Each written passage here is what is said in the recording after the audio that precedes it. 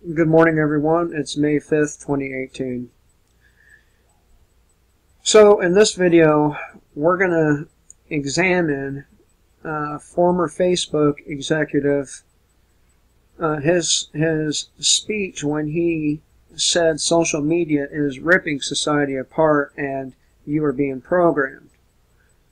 And the reason why I'm going to do this video is because we can apply some of the logic used by these people to other industries. So let's jump into it and see what the fuck happens. So as you can see, here we are at that particular interview. I want to bring us back to the point that you were making about exploiting consumer behavior in a consumer internet business. You said that this is a time for soul searching in social media businesses, and you were part of building the largest one. What soul searching are you doing right now on that? I feel tremendous guilt. I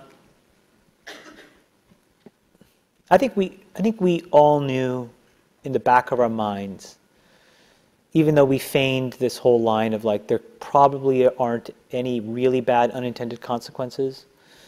I think in the back, deep recesses of our minds, we kind of knew something bad could happen. But I think the way we defined it was not like this.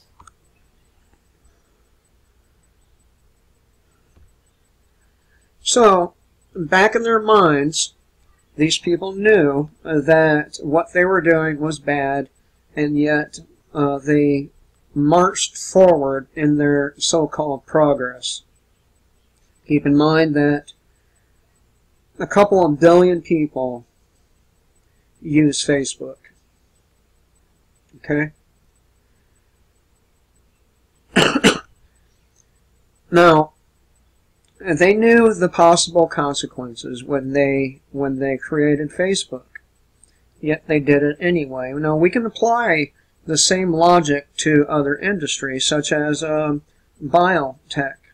You know, Monsanto, Syngenta, Bayer, and so on and so forth. If I forgot any of the giants, please do let me know in the comment section. DuPont. Okay? They build these plants in places where if something were to happen, like an earthquake or tornado or anything like that, they are extremely vulnerable to these natural occurrences in nature, like the things I just named. Fukushima is a prime example of this thinking demonstrated here. They had to know that building Fukushima in that place would ultimately lead to severe consequences for not only Japan, but the world in its entirety. And yet, they did it anyway. The storage facilities in Florida that dumped hundreds of millions of gallons of water into the Florida aquifer, they had to have known that this was a possibility. They did it anyway. Army or any other government research that has led to the harm of a portion of the population, no matter how minute it is. I mean, it should not matter the number of people that are inflicted or their color or anything like that. The only thing that should matter is the intent. If they know when they set out to do some of these public experiments that it's a good possibility somebody somewhere is going to be seriously negatively affected by it, probably you should rethink what you're doing. Don't you think?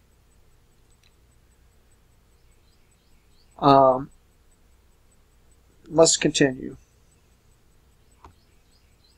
It literally is a point now where I think we have created tools that are ripping apart the social fabric of how society works.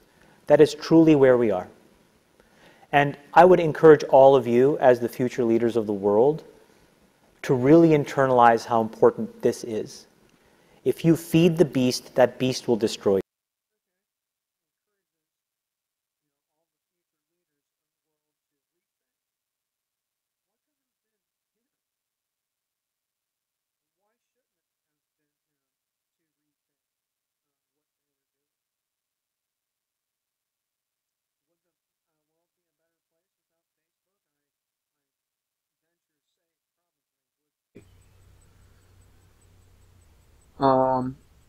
And the same goes for most of the other social media platforms. YouTube has become a harmful platform because they censor and destroy the work of many people.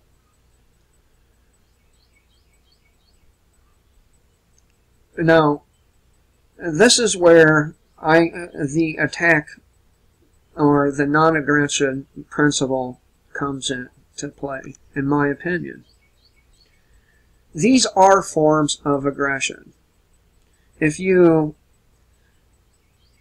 are neglectful in your duties to the point where it's harmful to the overall public, then I think probably it's time to have a talk about whether or not we need these people to be in any sort of control. If you push back on it, we have a chance to control it and rein it in. And it is a point in time where people need to hard break from some of these tools and the things that you rely on. The short-term dopamine-driven feedback loops that we have created are destroying how society works. No civil discourse. Would essentially get addicted to their platform as if it were a so-called illicit drug. Cocaine don't even have the lasting effect on you that once you go through the withdrawals, you're done. If you use it on a regular basis. If you don't use it on a regular basis, it's like a once in a great while thing. You don't have any withdrawal at all. But social media, it has these sorts of withdrawals because of the effect it has on your dopamine receptors. No cooperation, misinformation, mistruth, and it's not an American problem. This is not about Russian ads. This is a global problem. So we are in a really bad state of affairs right now, in my opinion. It is eroding the core foundations of how people behave by and between each other. And I don't have a good solution. You know, my solution is I just don't use these tools. We can see this in the various movements such as Black Lives Matter, the feminist movement, the Antifa movements, and even the alt-right movements. They've used these platforms to destroy the way people feel about each other. And I refer to a study done, I believe it was in 2009, where they polled thousands of Americans on whether or not affirmative action should be upheld. And for the most part, across the board, you know, Republicans, a larger percentage of them said no than Democrats, and a larger percentage of men said no than women. And then we got to the blacks, and they of course benefited from such a program, and they were in favor for it. by a very large margin. When they added the variable, if it harms the opportunities for whites, do you still support it? And as a result of that variable being added, many percentiles of black people abandoned the belief when it was put in that context that hey, if it harms white people, is it still okay? And a large percentile of black people said no, it's not okay. And of course, the one group that held their ground and didn't change their mind at all were Jews. Seriously. Let's continue. For years, it's created huge tension with my friends, huge tensions in my social circles. If you look at, like, you know, my Facebook feed, I've posted maybe 2 times in 7 years. 3 times, 5 times. It's less than 10. And it's weird. I guess I kind of just innately didn't want to get programmed. And so I just tuned it out. But I didn't confront it. And now to see what's happening, it really bums me out. Like, think about, like, there were these examples where there was a hoax in WhatsApp where in some, like, village in India, people were, like, afraid that their kids were going to get kidnapped, etc.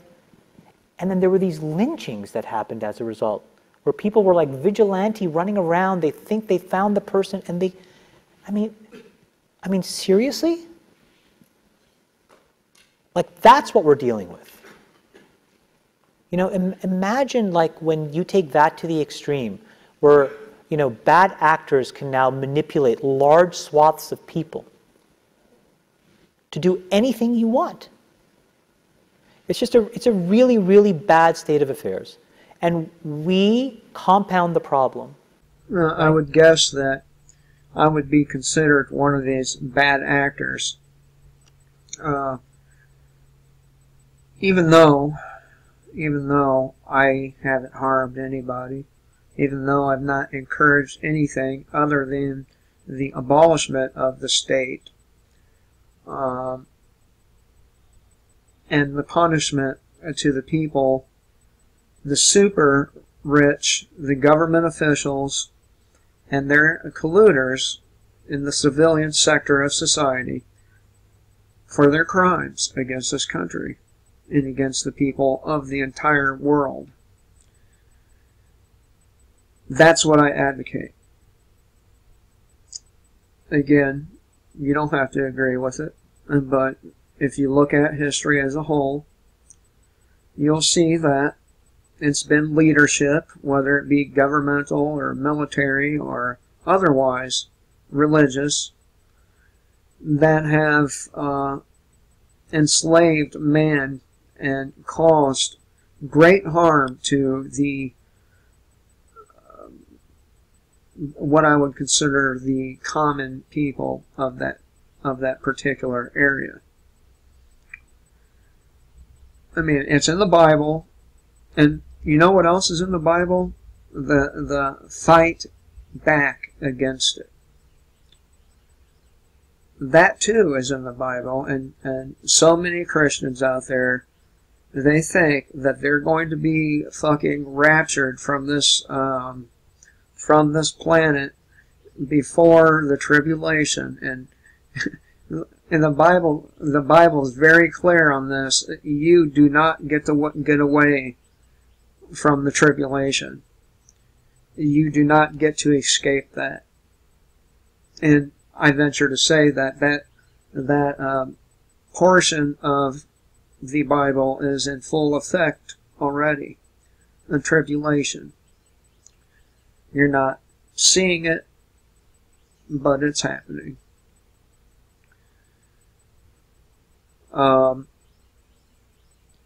We have a pope that participates in child sacrifice, who is leading the world to a one world religion.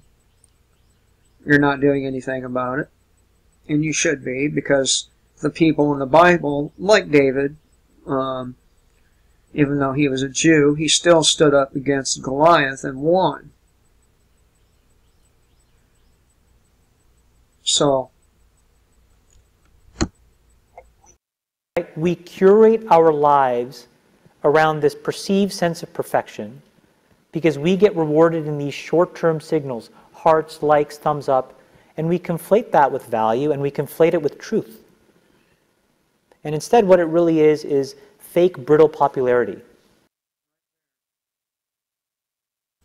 And people are seeing the incredibly fucking stupid words of other people as being truth. And it's not. It's not the truth. A lot of the times it's not the truth. In order to find the truth, you have to look into the subject. You don't just take one person's fucking word for it.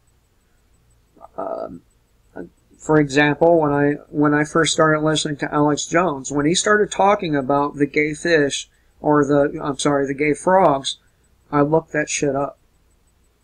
And come to find out there is a chemical that's in plastics and all kinds of other shit that are hormone disruptors and bring on a state of changing your DNA to where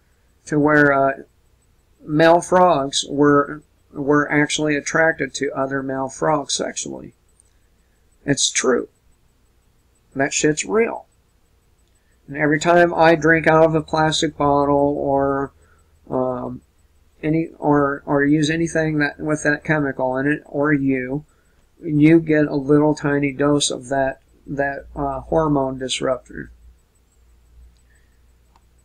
And it's in your water supply. I mean, it's in everything. That's why we have soy boys. Of course, some of us go out of our way not to eat soy, where some men, well, I don't call them men. I don't know what to call them. What is that mythological thing that they have no sexual parts? They're, what is that? I don't remember, but it is a thing, myth, and I think they're called eunuchs, where they're not attracted, they're castrated. Okay, that's what those guys are. They are castrated males. And if you don't want to be a castrated male, well, you probably shouldn't be eating a lot of soy, because soy is going to do that shit to you. If you're giving your baby soy, your male baby soy, they're going to turn out to be effeminate. Sorry. That's just the way it is. If you don't want them to turn out to be effeminate, use glass bottles and do not use soy formula. In fact, I don't recommend formula at all. Just my opinion. And the reason I don't recommend it is because it has lots of sugar in it, high fructose corn syrup, which has tons of fucking mercury, in which your baby probably already has been shot up with about as much mercury as its poor little brain can handle. That's short term, and that leaves you even more, and admit it, vacant and empty before you did it. Because then it forces you into this vicious cycle where you're like, what's the next thing I need? And that's the exact cycle that drug addiction puts on. Think about that compounded by 2 billion people. And then think about how people react then to the perceptions of others. It's really bad. It's really, really bad. It sounds like you're taking deep personal responsibility also in being a part of it. I kind of, look, I did a great job there, and I think that business overwhelmingly does positive good in the world. Where I have decided to spend my time is to take the capital that they rewarded me with and now focus on the structural changes that I can control. I can't control that. I can control my decisions, which is I don't use this shit. I can control my kids' decisions, which is they're not allowed to use this shit. And then I can go focus on diabetes and education and climate change. And that's what I can do. But everybody else has to soul search a little bit more about what you're willing to do, because your behaviors, you don't realize it, but you are being programmed. It was unintentional. And that is the bottom line. You're being programmed.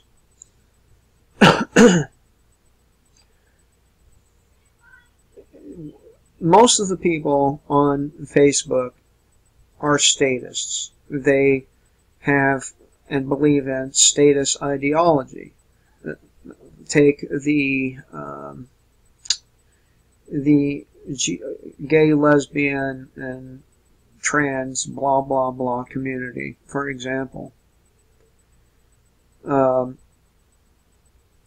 They lobby the government to use force on people who call them the wrong word, like faggot, homo, tranny, he, she, mom, dad, etc., etc.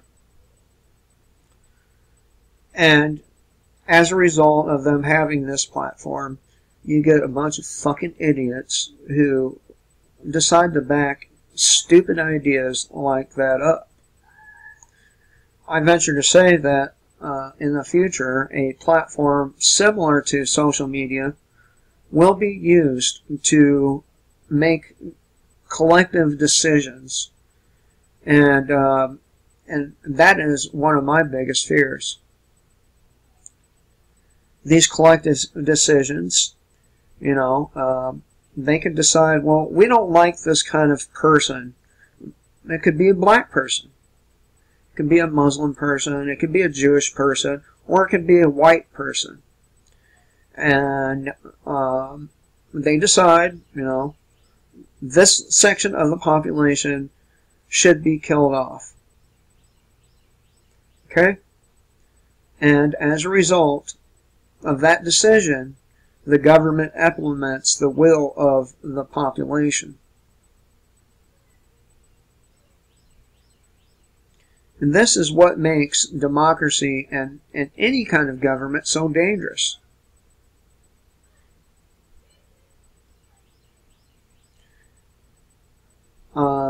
They knowingly make decisions that have negative effect on the populations. We've already gone through some of these. They have to know. They have to know of the consequences of some of their actions before they do them. I know. I'm sure some engineer at some point in time on each of these projects that I've referred to said something about the safety of the surrounding population because of the flaws in its design. Concrete will not hold nuclear material for very long, but they use concrete.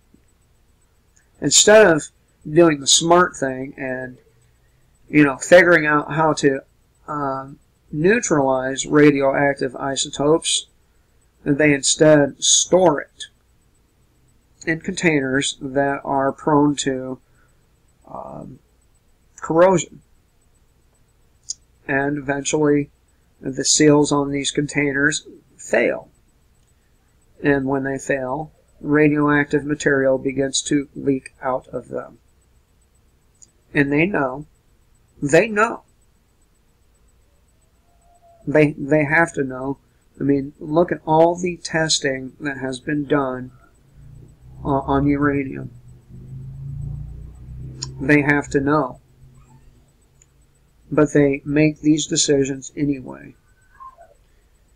And as far as the non-aggression principle goes, it should only apply to people who are exercising that same principle with you. The state does not do this. The state exercises the exact opposite. Hope everyone has a good day. And remember, kill the state and live free.